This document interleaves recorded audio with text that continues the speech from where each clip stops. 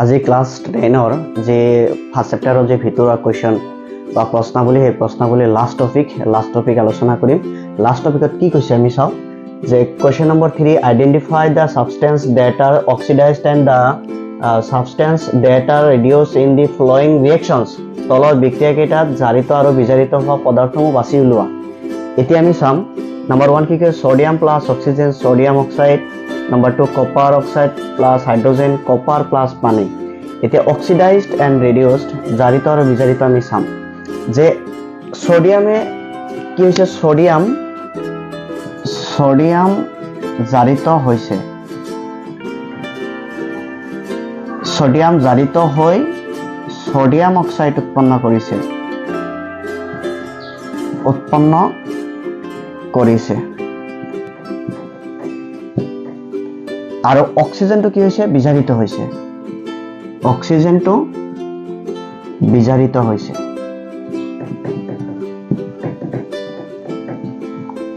ঠিক হাইড্ৰোজেনে অক্সিজেন গ্ৰহণ কৰি পানী উৎপন্ন কৰিছে। হাইড্ৰোজেন জাৰিত হৈ H2 পানী উৎপন্ন কৰিছে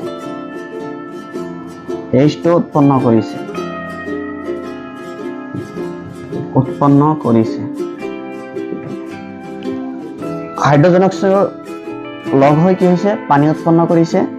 আৰু কপাৰ অক্সাইডৰ পৰা কপাৰ অক্সাইড বিজাৰিত হৈ কপাৰ উৎপন্ন কৰিছে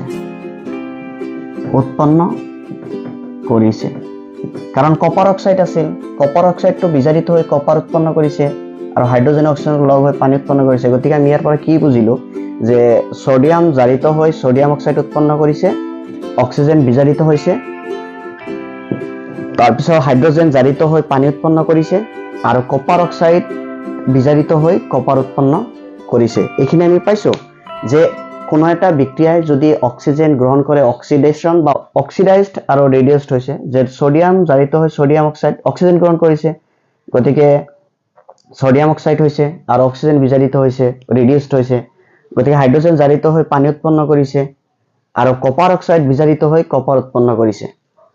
গতিকে class 10 G chapter first chapter সেই চ্যাপ্টাৰৰ যি ভিতৰুৱা যিবোৰ কোৱেশ্চনছ বা প্ৰশ্নাৱলী আছিল সম্পূৰ্ণৰূপে শেষ হ'ল আৰু নেক্সট আমি এক্সাৰসাইজ বা অনুশীলনীলৈ আমি যাম।